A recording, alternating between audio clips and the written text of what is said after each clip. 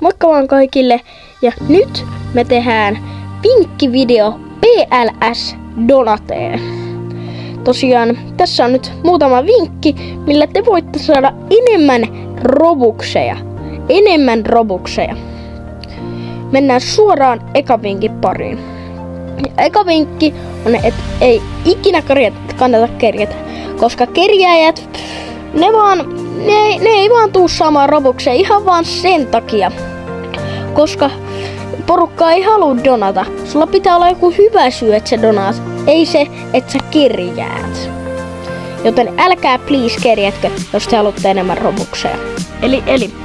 Ja sitten toinen vinkki on se, että jos sulla ei ole mitään muuta standia kuin esimerkiksi vaikka tämä aloittelijaständi, niin kannattaa katsoa YouTubesta joku tutoriaali, mistä saat niinku muita ilmaisia standeja, mutta sun tarvii niinku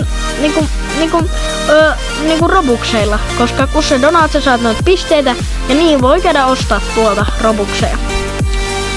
Joten kannattaa käydä kattoo siis joku YouTube-tutoriaali. Ja sitten kolmas vinkki.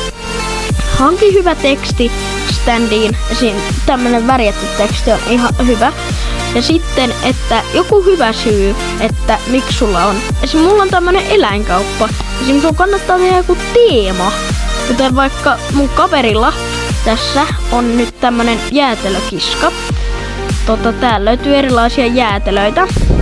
Joten niin, kannattaa tehdä joku hyvä syy, miksi porukka donaa sulle robukseja. Ja hyvä standin teksti, koska sillä porukka niinku tulee siihen mukaan, että sulle donataan niitä robukseja. Joten muistakaa tehdä hyvä teksti ja vaikka Game Pass jostain aiheesta. Ja sitten myöskin neljäs vinkki on tässä. Elikkä kannattaa tehdä tämmösiä bottoneita, tai siis nämä on Game Passeja, mitä kannattaa tehdä.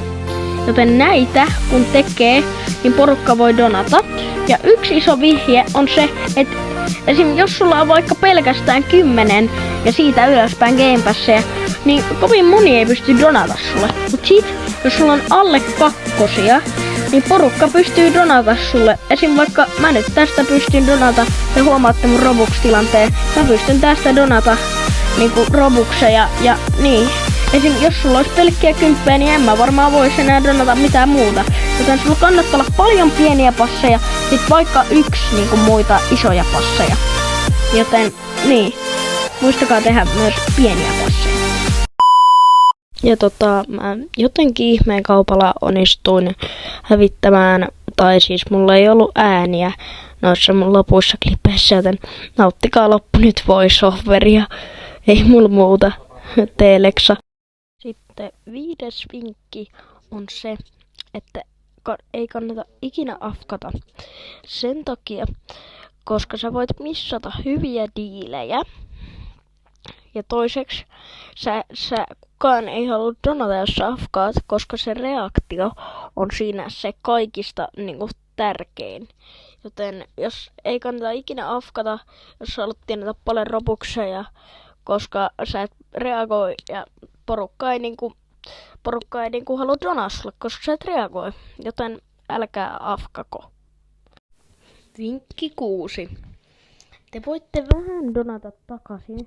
Sitten kun joku donaa, esim. Tossa nyt mun kaveri donas mulle. Joten mä donaan hänelle takaisin. Ja muistakaa aina kiittää, kun joku donaa. Sitten menkää tänne standille ja donatkaa vähän sille takaisin. Se mikä nyt oman Robux-tilanteen kanssa on mahdollista. Ja jos on mahdollista, niin kannattaa aina donata takaisin, koska se toinen voi donata sulle lisää. Ja muistakaa aina kiittää, se on niinku kans tärkeä. Joten muistakaa kiittää ja muistakaa, jos teillä on vähän robukseja, niin muistakaa donata vähän takaisin sille toiselle. Sitten 7. vinkki. Vinkki on, että jos te olette yli 13-vuotiaita, hankkikaa voice chat. Se on paras niinku tapa saada robukseja, koska jos te olette voice chat-servuilla, siellä on paljon rikkaampaa porukkaa, siellä on paljon isompia tyyppejä, jotka tietää, että milloin pitää donata. Ja siellä on paljon paremmat chanssit tulla donatuksi. Ja jos te olette yli 13, niin hankkikaa Voice Chat. Se ei maksa mitään ja se on ihan todella hyvä Robuxien tienauskeino. Viimeinen vinkki on se, että muistakaa aina, kun te menette pelaamaan PLS Donatea, niin servereissä, tuolla kun te menette PLS Donatea, siellä alla on servers, ja siellä kattokaa, kenellä on rikkaan näköisiä outfitteja, ja myös semmonen, missä on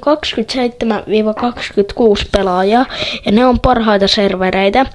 Ja muistakaa myös katsoa, että jos siellä on jotain Coreblocksia tai tämmösiä, mitkä on rikkaita esineitä, niin muistakaa katsoa se, että niin, sieltä saa todennäköisemmin enemmän Robuxeja. Kiitos kun katsoit videon. Me nähdään seuraavassa videossa. Mun nimi oli Lexaboy PvP1. Ja joo, me nähdään seuraavassa videossa. Ja se olisi mun puolesta heipä hei.